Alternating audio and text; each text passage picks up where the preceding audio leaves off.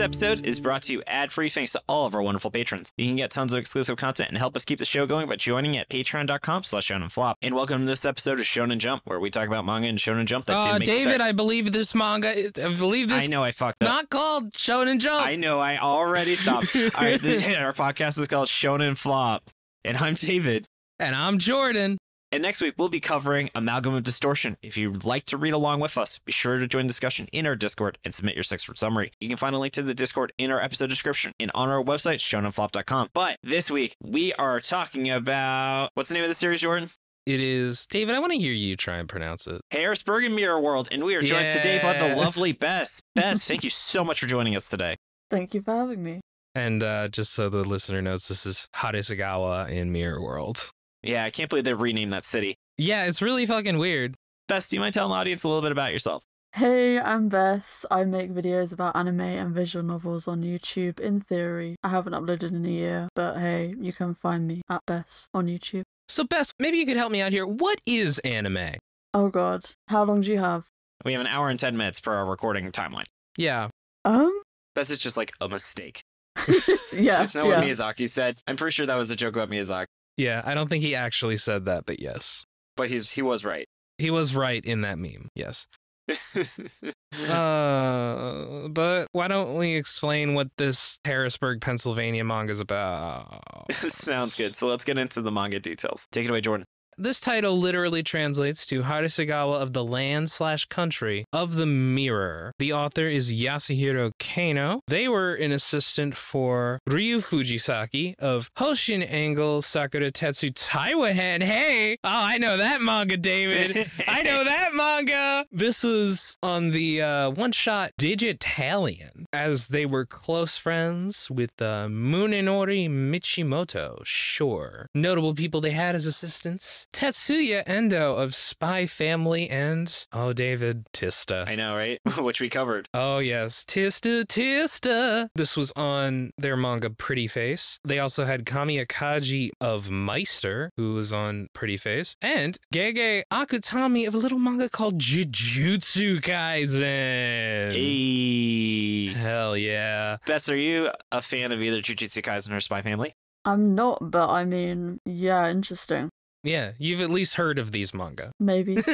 Maybe, perhaps. Oh, being a little coy about it, I see. Let's see, this author's other works include 3 one-shot collections called Black City, Tokyo Ants, and Snow in the Dark, which I feel like is a pun, but I don't know on what. It's one of those things where it's like, I'm sure it seems very clever if you don't speak English. Yeah, that's true. Let's see, the other things that he worked on were Pretty Face, 2002 to 2006, 6 volumes. A little manga called M.O. or MXO, maybe that's a 0, which, fun fact, is one of the reasons why this podcast exists. Yeah. Oh, wow. Yeah, David, you want to tell them a little bit about what I mean by what I just said?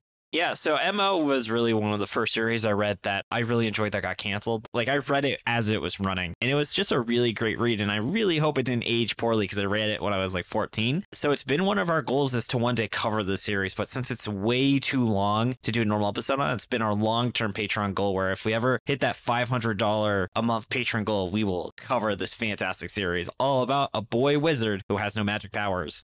Yeah, it's basically Mashal before Mashal, if I understand correctly.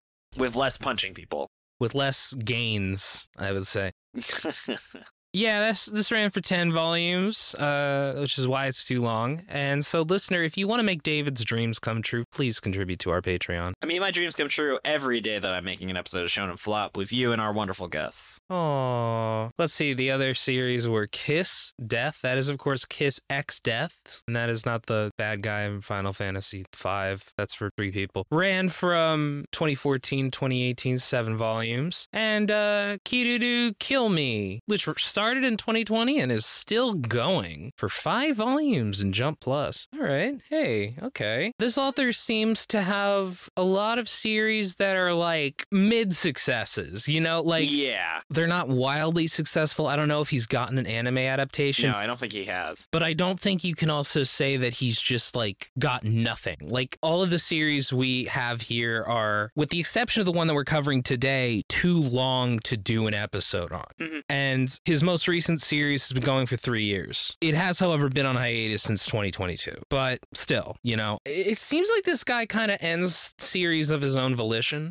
Yeah, because this one, as we'll get into, it ended just because he was like, I don't have any ideas. I'm done with this series, which isn't the first time we've seen this. I honestly kind of respect that. But anyway, this series ran from July 11th, 2011 to February 13th, 2012. It replaced Sengoku Armors by Shota Sakaki, which was apparently a flop. The series it replaced was little manga called Haikyuu, which, as I can tell you, for someone who just came back from Otakon and saw a shitload of Haikyuu cosplayers, was a pretty big hit. Bess, I take it you're a fan of the series. Yeah, I am actually. And Jordan and I actually did a mini episode where we reviewed, I think, like the first volume of it. Yeah, it's pretty good. Yeah. So this series died so Haikyuu could live. And I think that's a worthy sacrifice. The best thing about it. Yeah. Oh, God. Boom. We'll get into that later on. Oh, yeah. So the series in the same round of it was Stanners. I don't know. It's capital ST ampersand RS. Probably Stars. By Ryosuke Takeuchi and Masaru Miyokawa, which we're apparently covering pretty soon, David. Yeah, we're going to be covering that real soon. This Harrisburg, Pennsylvania series ran for 29 chapters over 3 volumes. And why don't we get into this frustrating plot? That's a good way of putting it. After saving Satomi from getting hit by a car when they were kids, Harisugawa fell in love with her. But, oh no, David, he's stuck in the friend zone! Oh no! One day, however, Satomi buys an old mirror from a thrift shop and almost gets hit by a car again. I just love how this trope kept happening. Like the second time he's had to save her from getting hit by a car. God, like, it's like you can't think of another way for her to almost die. That's actually in Japan. That's actually the only way people can die is by getting hit by a car. And because of isekais, that's why the life expectancy is so high in Japan. He kind of did get isekai'd in sort of a technical way. But yeah, Harisugawa jumps in front to save her again. This time, though, he gets trapped in the mirror. There, he meets this really fucked up looking guy who tells him that he can only let one person know about this or else he'll be trapped forever, which will definitely be a consistent thing throughout this manga. And then he subtly disappears. He's able to see through the mirror as well as every mirror in the immediate vicinity, which leads to him seeing a lot of panty shots from high school girls. After revealing himself to Satomi and seeing a bunch of panty shots, they discover that by touching each other through the mirror, they can switch places for an hour before Harisugawa comes back. The next day, he rushes home, tells his family he's leaving for school, going on a trip, and most importantly, cleans up all his porn. For some reason, he has a mirror on his collar, and Satomi is able to see him hold up a picture while saying, "This is my crush," to nobody. How convenient, right? Yeah, and she sees that it has her friend Saki on it and just doesn't see that she is also in the picture. Satomi and Harisugawa track down the original owner of the mirror, an old goth fortune teller who looks like my girlfriend's mom. Popcorn David. She says it's called the love mirror, and the only way to escape it is for two people to say they love each other and mean it, or else they'll be trapped forever. Oh! Just like making a podcast. Yeah. But Harrisburg hears them say that they only get one shot at this or else they're fucked. After seeing more panty shots and switching places with Satomi when she's in a changing room by accident, Harrisburg saves Saki from some creepy dudes and she starts crushing on him. Flash forward to a hiking trip, and after he sees a bunch of naked girls in the mandatory hot spring chapter, Saki sprains her ankle and Harrisburg carries her to the bus when she confesses her love to him. She knows he loves Satomi though and is willing to help him get with her despite her feelings. Oh no though, Saki accidentally touches the mirror and switches with Harrisburg. No! Apparently the guy lied earlier when he said only one person could know. Whatever. Satomi is unable to switch with him for one page, which is weird but never happens again. They go back to the old goth lady who tells him that now he needs to fall in love with both of them because apparently this was propaganda for polygamy. Polyamory, David. Let's be nice. It's only polygamy if you get legally married. A tale as old as time. Harrisburg soon realizes that, actually, you know what? He does love Saki after all. He tells her, and then suddenly something happens, and Saki forgets that she loves him, but now there's no time limit on him leaving the mirror. That's nice. It is nice. Popcorn Bess. Satomi then discovers that she's moving to America. Joke, only her mum and dad are moving, so she's got the whole place to herself, wink wink. Saki comes over to switch places with Harisugawa for the day and watches a 24-hour TV marathon, so Satomi and Harisugawa can spend the day together. I don't know, some stuff happens and Harisugawa probably sees more panties and naked girls. Satomi finally sees the full photograph from earlier and realizes that she's in it, while her friends just tell her outright that Harisugawa loves her. Convenient. Yeah. Finally, she says that she loves Harisugawa. He says he loves her too, and he's free, but she forgets that she said that. The next day, Harisugawa goes to school again, fights off her suitors, and tells Satomi he loves her again, because the whole scenario gave him some big dick energy. Then there's a beach chapter where we see the girls in revealing bikinis and sexual poses again, because that's how you end a manga. Thank God that was there. What would we have done without that final chapter? I assure you, editor, this beach chapter is essential. I do love how the beach chapter ends with the author saying, by the way, I hope you like this chapter because I'm never touching the series again. This is done. Which is good, because he should probably be ashamed that he made this. You really see how the Sakura Tetsu Taiwan guy worked under this guy. Yeah. Bess, if you don't know, Sakura Tetsu Taiwan is a manga that basically ends with the author having a character that breaks the fourth wall and telling the main character, hey man, I'm so sorry. I thought this series was going to be better than it is. Sorry, dude. I thought you were a better protagonist than this. My bad. Like, it was great. I love that. And then, speaking of characters, let's dive in and talk about these. So, Bess, would you like to tell us about the main character? I can try. I know there's not much to go for it. Harisugawa Tetsu is the main character. That's the gist of it. He's a nice guy. He saved Satomi. He saved her again. He's such a nice guy. Always trapped in that goddamn friend zone, I mean, David. in his defense, you do gain a lot of nice guy equity in that you've literally almost died saving someone's life. Twice. That is fair. He is actually like a pretty good guy. It's one of those situations where it's like he's not a pervert, but it's like the manga is written so that he winds up in a lot of situations where he just sees naked girls all the time, but it's not his fault. Oh no! I guess I see some nude girls again. Oh no! Listen, this came out in 2012. You couldn't just see naked pictures of women on the internet. Yeah, that's true. We had to do the thing where we draw naked girls and then just not give them nipples. That was really weird. He just like gave up of having an excuse why their nipples didn't show. He just was like, I'm just not drawing their nipples. Such a classic 90s anime move. And again, this came out in 2012. Yeah. Really much else to say about him. He's really terrified of telling Satomi that he loves her, which is unbelievably annoying and frustrating. Yeah. I don't know. As you guys are saying, there's just really nothing to him. Nothing really interesting. He likes porn a lot. I don't know what the hell I could even say. Yeah, I mean, none of these characters really have any real character definition outside of what's required for the plot, which is not something we have shied away from in the past in terms of bad manga. No. I think the next character is Satomi, though. Jordan, if you want to talk about her, I think she arguably has a little bit more depth than Harrisburg. I mean, you're talking about like a swimming pool versus a road, David. Yeah. Isn't the unit of measurement in America so crazy that it's roads versus swimming pools as unit of measurements, Bess? Interesting. Yeah, none of that metric shit. We didn't have metrics, we have swimming pools. That's actually like, How many kilometers are in an ounce? I have no idea. Yes, in ounce. Anyway, so this is Satomi. She's the hottest girl in school. And like all the guys have crushes on her. And I guess, you know what? I guess Harrisburg's big defining feature is just that he helps Satomi deal with all her suitors. And that's kind of it. Like he stops a bunch of guys from like crushing on her. Well, from harassing her, which that's nice. That's good. Yeah. They're both friends, but like they really want to be more, but they don't know that, David. So she has a crush on Harisugawa. Yeah, I don't know if there's more to her than Harisugawa, honestly. Maybe a little bit more, but I can't really think of it. She's kind of just an extremely generic character. Just, I mean, they all are, and I guess I'll just talk about Saki for a minute. She literally just exists to kind of be a tsundere. I think Saki is the best character in the series. I think she has the most depth. Yeah, the fact that she openly admits her feelings is a step beyond what we see with everyone else.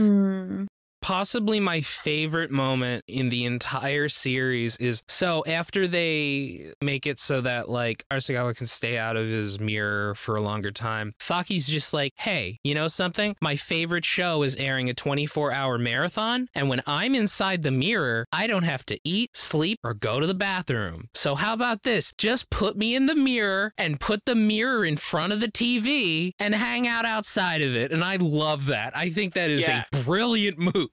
Actually, yeah, they don't really abuse the advantages of the mirror, but I do actually think that was kind of cool how she had like a sprained ankle and she was like, I'm in zero gravity in the mirror. This is way better for my ankle. Which she also was like, wink, wink, that's a good way of me to be out of the way. Yeah. So yeah, Saki was definitely the best character in the series, even though I don't really know how a real life person would have her hair. I mean, David, we all read Yu-Gi-Oh! Some soft Yu-Gi-Oh hair. She has hair that would be normal in Yu-Gi-Oh! Too normal. Yeah, it would be too normal in Yu-Gi-Oh! Like, you wouldn't question it at all in Yu-Gi-Oh! But in, like, any other situation, you'd be like, what? What's going on here? She might be supposed to have, like, dyed streaks, but it's impossible to know. But yeah, I don't even know if she's really a tsundere. It's pretty clear that she, as soon as she realizes she has a crush on the main character, she just flat out says it. That's true. Which I really respect. In a better series, that would have been a really great moment. Yeah, I think she's the best character because, like, we at least see how she is outside of her relationship to the man. We get her a little bit on her own with her friends. She might pass the Bechdel test. I wasn't paying attention. Bess, are you familiar with the Bechdel test? I was thinking about it reading this. Yeah. So for listeners who are unfamiliar, the Bechdel test is... Do people not know what the Bechdel test is? Yes, there are probably lots of people listening to this podcast that don't know what that is. All right. Jordan, you're so shocked that someone doesn't know this concept. I guess. It comes from a comic where this woman is like, I only watch movies that have a scene where two female main characters who have names talk to each other about something not involving a man. And you would be stunned at how many works of fiction completely fail this. Yeah. The idea is it is the absolute lowest minimum bar. And yet so many series fail it. Yeah. And speaking of failings, why don't we actually get into why it failed? All right. So Jordan, what was the first thing you would say that really stood out to you as an issue with this series? God, I fucking hate series where the entire thing could be solved with a conversation. Yeah. I mean, the author clearly knew that this was not a plot with legs. It was so annoying how it's like the entire conflict, arguably until Saki gets involved, is just that Harisugawa has a crush on Satomi, and Satomi clearly has a crush on Harisugawa, but Harisugawa is terrified of telling her that, even though if he did, it would solve everything. And also, maybe it's because I'm 31 years old, but I can't put up with this teenage bullshit. Like... God. And this is just like the worst example of that kind of thing. Like, oh my God, you fucking idiot. Grow some goddamn balls. First of all, stop being a fucking moron. Like, it is so annoying. Yeah, if they just talk to each other and then the author kind of realizes he doesn't really have a reason why they aren't, so he tries to make all of these like, oh no, I only get one shot, even though it's pretty obvious. It's not like there's a pool of characters that he arguably could be in love with because he already says, I don't like Saki as much as I like Satomi. Yeah, which was confusing, by the way. Because he totally had a huge crush on Saki at the start of the series. You mean Satomi? No, Harrisburg, I thought, says he has a crush on Saki at the start of the series. I don't know. I didn't see that. I think it was like he seemed to have a crush on her, but he wasn't acknowledging that. He clearly had like the biggest crush on Satomi. It was more just like, oh, Saki is a cute girl who's here, and I just saw her naked because that does happen in the first chapter. You see Saki taking a shower.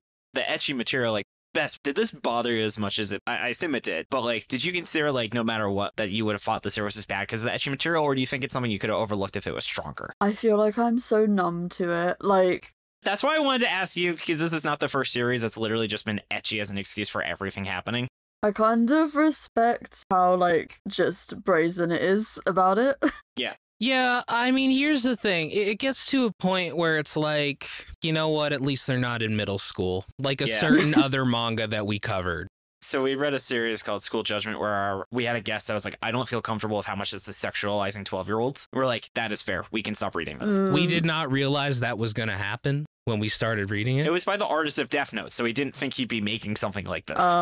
And the first chapter didn't have that. It started at the beginning of the second chapter, where the principal is just ogling a 12-year-old. Anyway. But we're not here to talk about that yet. No, but I will say, my issue with the ecchi is honestly like, okay, I'm reading an ecchi manga. I get it. Okay. It's high school girls. All right. Okay. The main character is seeing a lot of panties shots because that's like the premise of the manga. All right. That is still serving a purpose, at least for his character, because it influences how he is acting and reacts. Okay. But then there are a lot of scenes where we just see naked girls and nobody's looking at them. Like the main character doesn't see them. They're just there. Like there's a moment where we see the main character's sister taking a shower. He does not see her, thankfully. I don't know why that shot was even there. Jordan's like, I only want diegetic panty shots. Yeah, kind of. Well, that's not what diegetic means, but sure. It just feels like you set up a horny premise where the main character gets to see all these panties, and then you're just like, that's not enough, man. Nah, that's not enough. We need more. Not even contributing to anything. Like,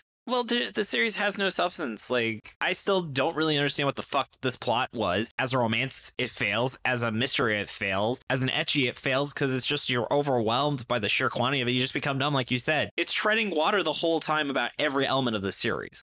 I can't experience this manga as somebody who gets horny over this shit, so I don't know if I could say that you'd be overwhelmed by the sheer amount. You know what? That's fair.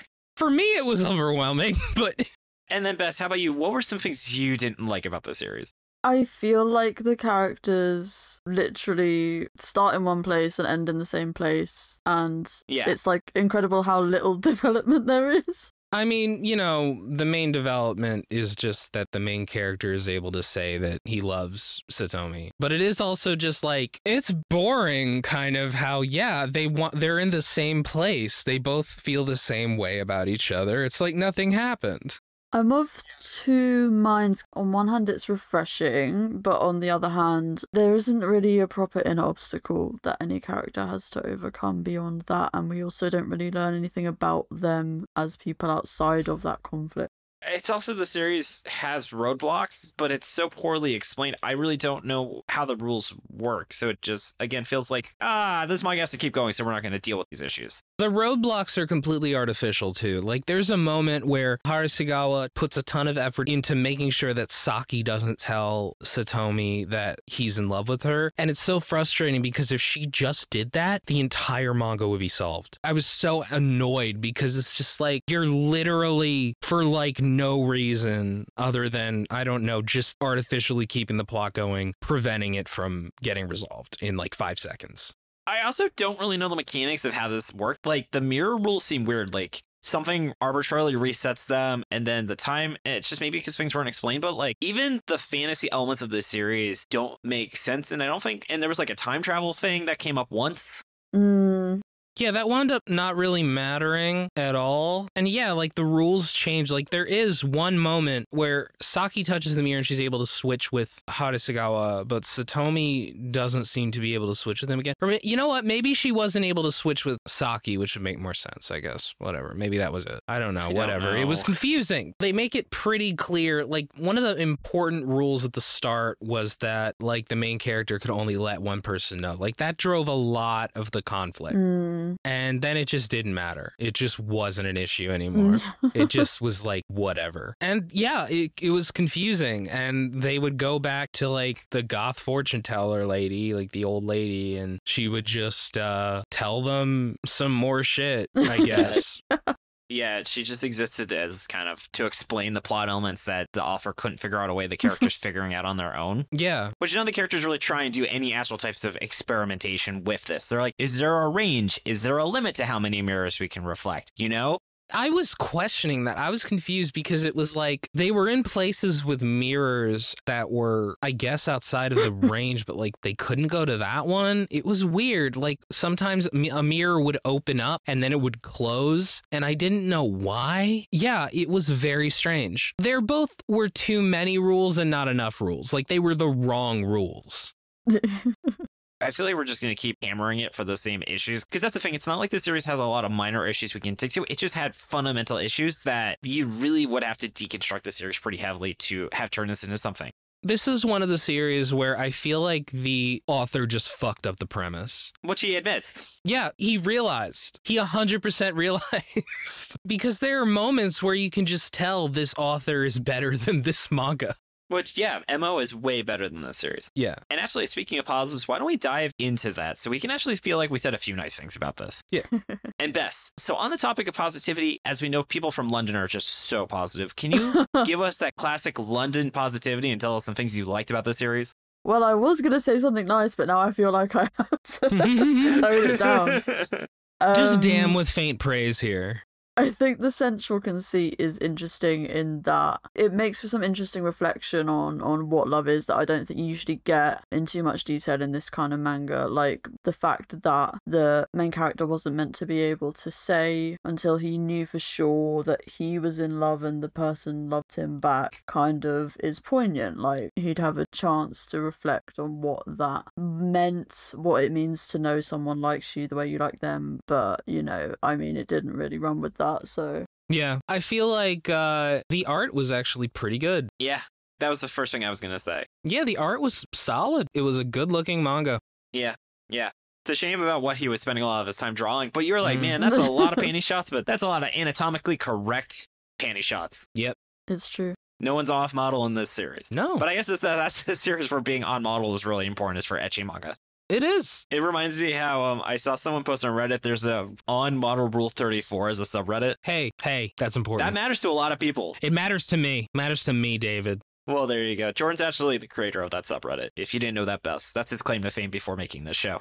That's me. Yeah. Yeah, I also feel like this series gets, like, noticeably better when Saki shows up. Yeah. When she starts becoming an element in this, the series is such a fucking slog for, like, half of its runtime. I was miserable until, like, chapter 16, and then Saki showed up, and it was just like, oh, wow, this is a more interesting dynamic. Okay. Would you consider Saki a Sora and Bess? Sora is just a term we use to describe where a series has a character that's substantially better than the rest of the cast.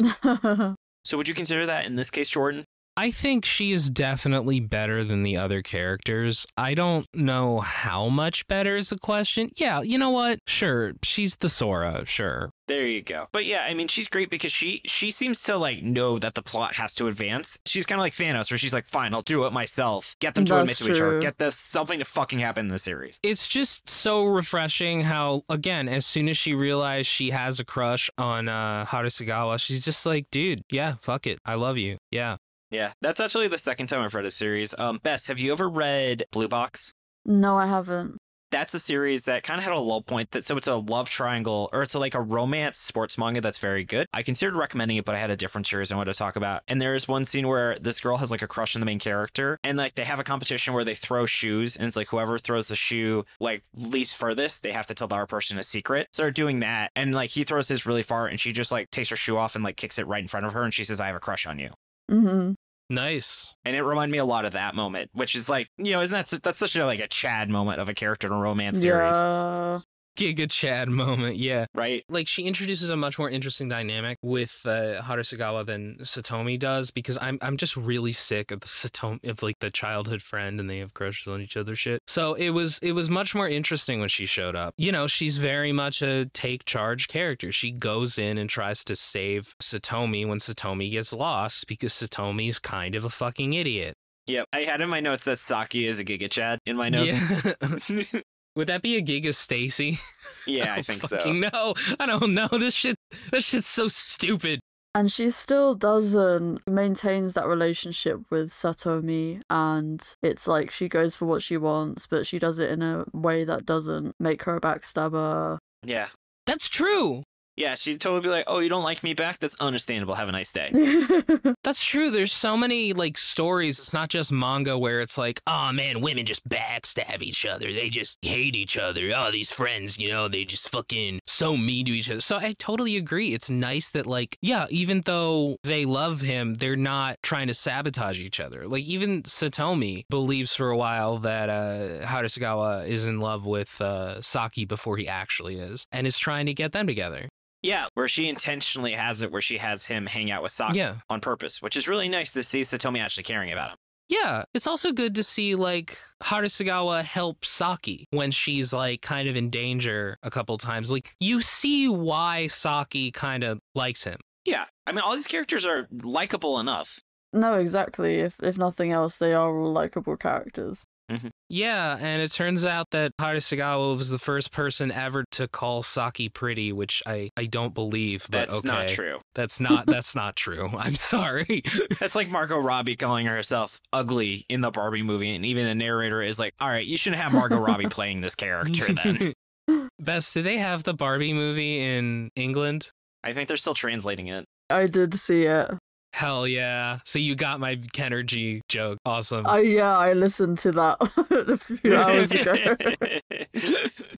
Oh my god. Oh, I do want to say, I like how this series ends, and by ends, I mean I'm not including Beach Chapter. Are you sure?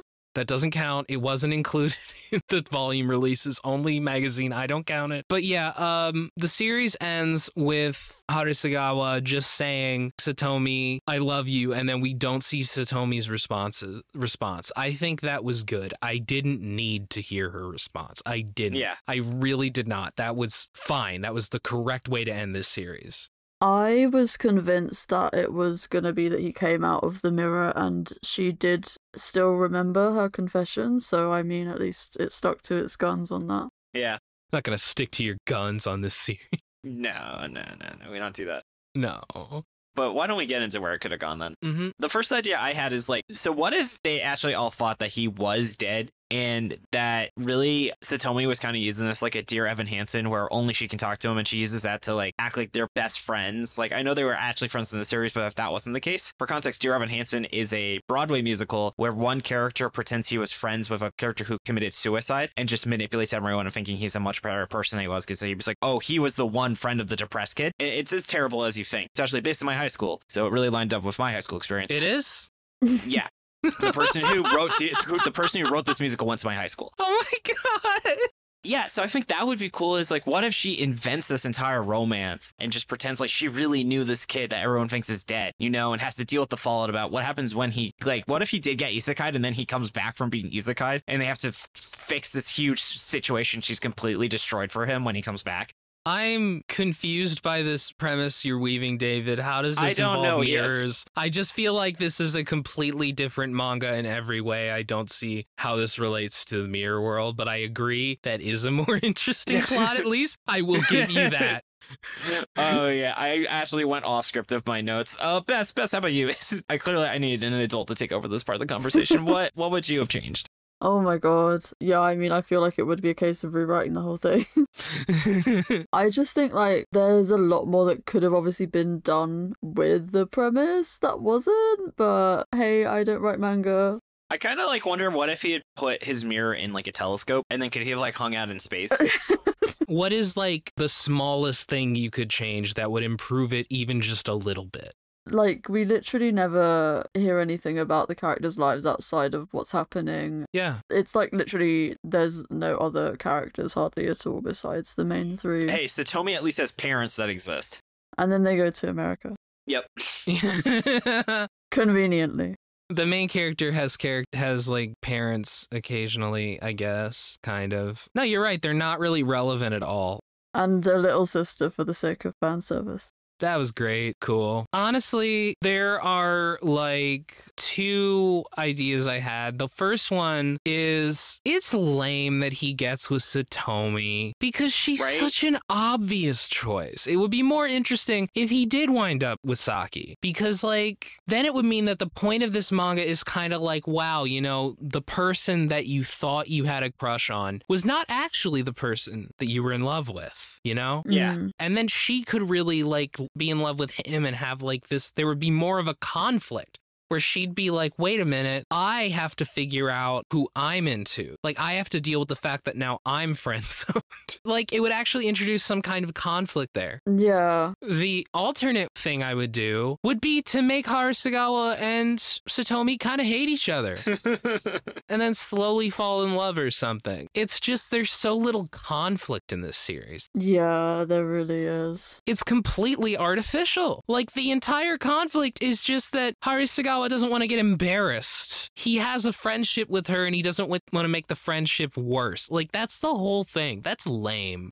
I mean, a lot of things about this series are just lame. Yeah. I also think, like, what if instead of him being in the mirror, or like his body also being in the mirror, he's like in a coma and there's natural like racing against time where they have to figure out this thing before his body gives out? That adds like a little bit of an actual drama to this.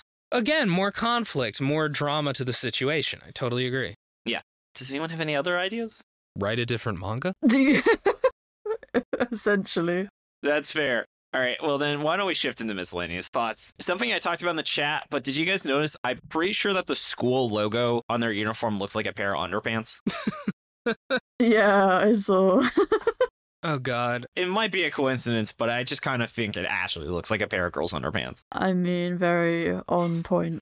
Yeah, no, it makes sense. I mean, this seems to be underwear high school. Like, you're just walking around, you just see panty shots everywhere. Panty shot high school. Feels like every girl is just sitting there in the exact pose where you can just look down and see it very easily. Yeah, and if they're wearing pants, they bend down so you can look under their shirt. That too, David, that too. Both ends, actually. Should call this Both Ends High School. Oh my god. Yeah, this series would also be more interesting if it was about polyamory, I think. It seems like it is supposed to be. I don't know. It's weird. I don't get it. Okay, tell two people that you love each other and make it mutual. And it's like, well, kind of sucks that they're stuck to just being monogamous in that case. If they love each other multiple ways, I have a lot of very nerdy friends who would tell them all about polyamory. There was one panel earlier on when you meet Saki where Satomi says something to her and she's like blushing, and I was like, oh, okay, but also didn't really seem to go anywhere. Right? There was a bit of a moment where I thought that Saki was going to be gay. Oh, that would have been really cool. Yeah, they, of course, immediately have her say, no, we're friends. I didn't mean it in that way. And it's like, well... Girls can't like girls. It's like, I was looking for, like, anything interesting here. Come on. Like, any interesting character dynamic. I was just desperate for. Anything. Did you also notice that Satomi didn't know that Harrisburg has a sister despite them being childhood friends? Maybe for the best, considering. Like, how do you not know that? That's a good point. Also, like, it always creeps me out. Like, Saki had this creepy older brother, talks about how, like, he would go through Saki's underwear drawer, and that shit always weirds me the fuck out. Ha ha ha. Ha ha, incest, incestuous sexual harassment.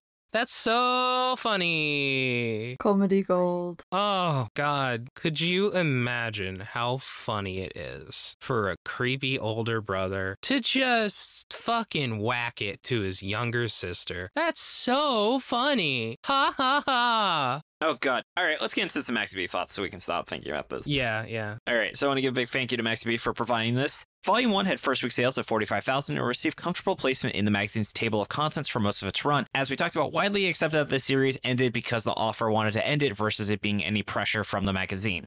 Surprisingly. Yeah. Gotta give the author this. He has good enough instincts to know when he fucked up. Yeah. And it is quite notable, actually, the fact that that last chapter doesn't show up in the volume and that it just literally has a note saying the author gave up.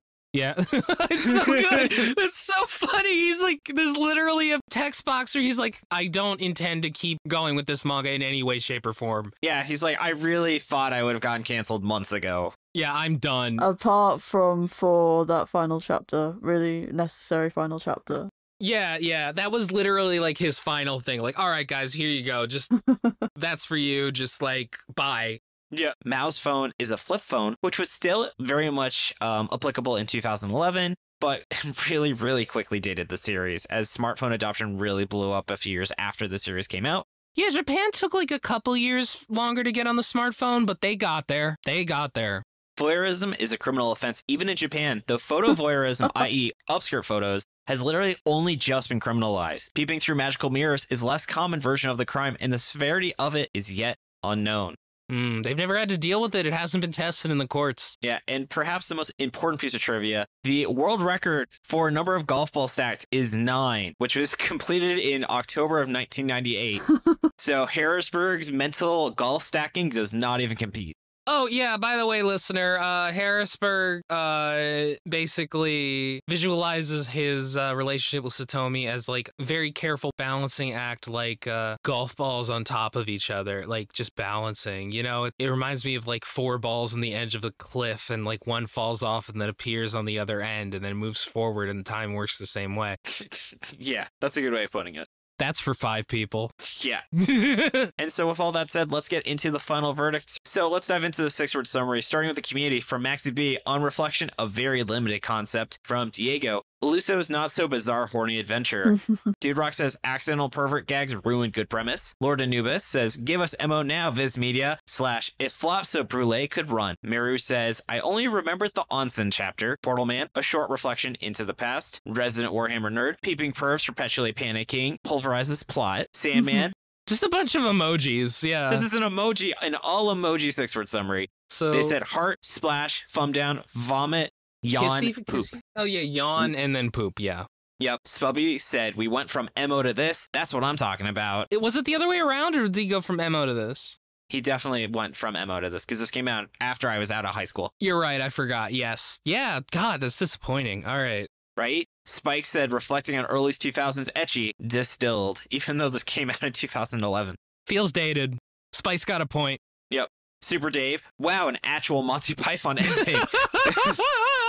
Bess, that's doing it for the culture, right? Yeah. Yeah, Monty Python, that's you guys, right? That's It was a true cop-out ending. I appreciate the representation. There we go. There we go. The Grey Potter, can true love defeat creepy voyeurism? And The Yeti, madcat miscreants, misogynistic magic mirror misadventurers, or Randy Rapskillian's raunchy reflective reformery romps. Auntie Wolfwood says, bonk, go to horny mirror jail. That's fair. All right, and then I had 2, so always curious if one of these is better. Mine is author should reflect on his morals, and I must confess this series sucks. Good. This series is all about confession. Yeah. So mine's a little bit of a cop-out, but let me explain. Oh, speaking of Monty Python. Yeah, I was reading it and I was clearly miserable, and then Steph was just like, Jordan, are you okay? And I just look at her and I'm like, this is bad. I dislike it. So that's my 6-word summary. I feel like I can't sum it up any better than that. That's all you need. Yeah. 6-word summary in the purest form. Yeah. And how about you, Bess? My 6-word summary is Saki and Satomi should have been girlfriends. Oh, I love it. Better. You always need more lesbian representation in Shonen Jump. Unironically, yes. Yeah. All right, cool. So I think we all agree, is this a certified flop? Yeah. Burp, burp. Burr, burr. Burr, burr. That's your one onomatopoeia summary. Welcome to reuse it. So Jordan, since this is a certified flop, what do you think someone should check out instead? I mean, I feel like we talked about it a lot on this series, but really just watch Love is War. Love is War is great. Like, I mentioned how the most frustrating thing is when, like, 2 characters clearly love each other. They're just not saying it for the purpose of the plot. But Love is War is, like, aware of that. It's like a self-aware parody of that kind of plot line. And that's why it works so well.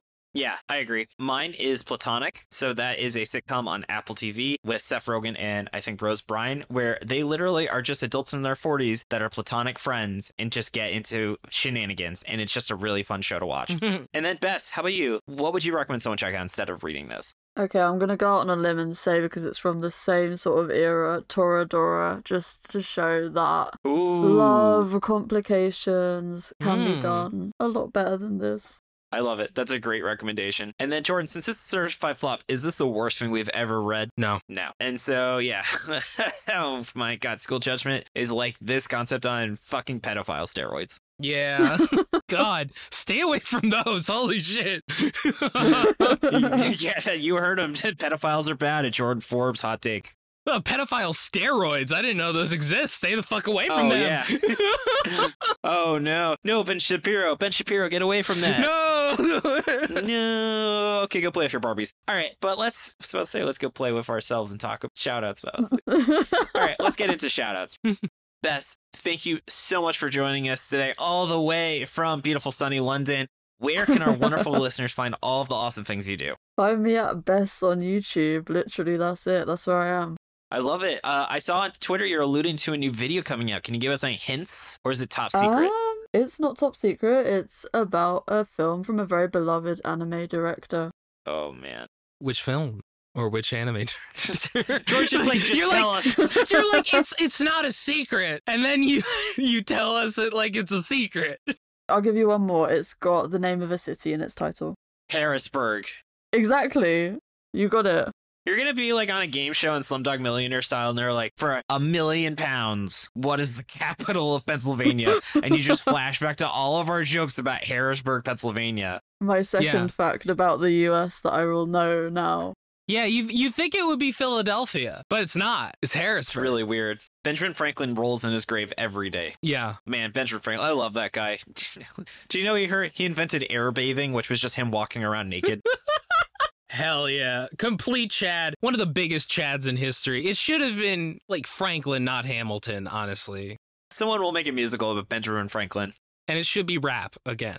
Yes, it'll be rap. All About the Benjamins will definitely be played. It'll be a jukebox musical, so they can play All About the Benjamins. Yeah. All right. But anyway, Bess, that is super awesome. And I also want to give a big thank you to Jordan for making the opening and ending theme, being a great co-host, and helping with the editing, and helping us rep Philadelphia on the show to this day. Woo! Yeah, man. Hell yeah. John. Water ice. Gonna get down to the shore, get some water ice and a Ogie, the Wawa. Jordan's doing it. Someone from North Dakota visiting Philadelphia. Getting to Pats and Geno's. And you know what John isn't out of pocket?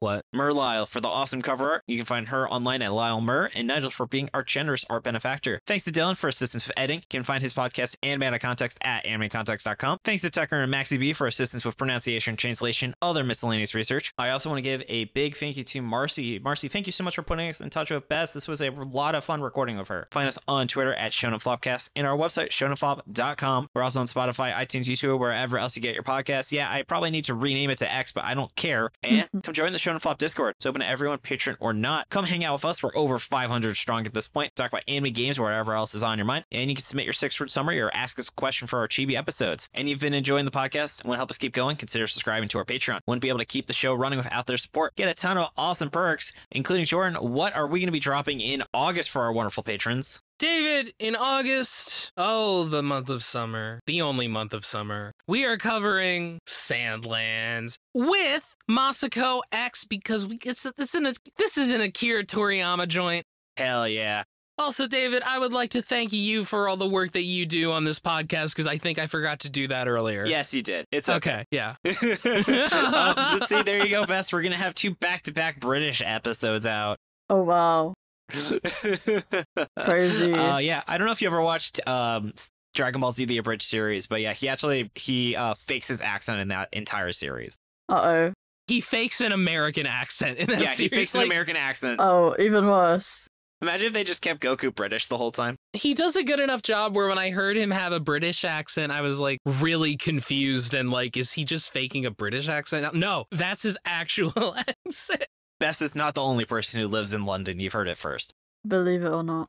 Yeah. What? Jordan, it's okay. All right. You could even be sitting and listening to our recordings or listening to our warm-up audio. Find it at patreon.com/shonenflop. And I want to read out some patrons now. Bess, do you know the Beatles? You ever met them? Do they like live on your blog? Have you met the best of the Beatles? It rings a bell. Well, as musicians, they probably did that at some point.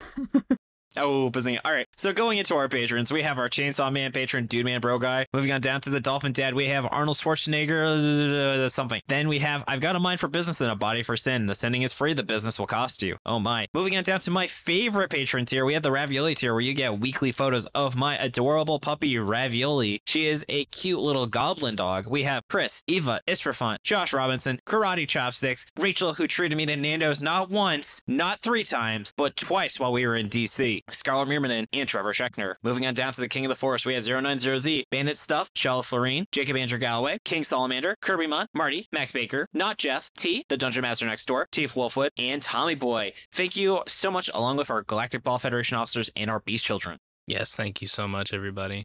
And then, Jordan, is there anything you want to toss into that verbal pile that this recording is? Yeah, check out Mission Ignition, my website, jordanforbes.art. Give me a job, the usual. Someone hire Jordan. He's great. Hire me. Otakon was fun. Otakon was very fun. Otakon! And you know what else is fun? Going into the sign-off, so let's do that right now. Thank you so much for joining us. Tune in next Monday as we give our first thoughts on Amalgam of Distortion. This has been David. This has been Jordan. And this has been Bess. And you've been listening to Shonen Flop. Keep on flopping, flopping! Yeah! Bye. Go! Got some cheeky Nandos. That's why I saved it till the end in case Bess dropped out from my really terrible British accent.